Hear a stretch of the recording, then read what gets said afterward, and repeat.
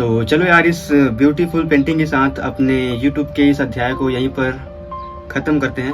ये कुछ महीनों की जगह कई साल लगा दिए, लेकिन फ़िलहाल कुछ नहीं हुआ। तो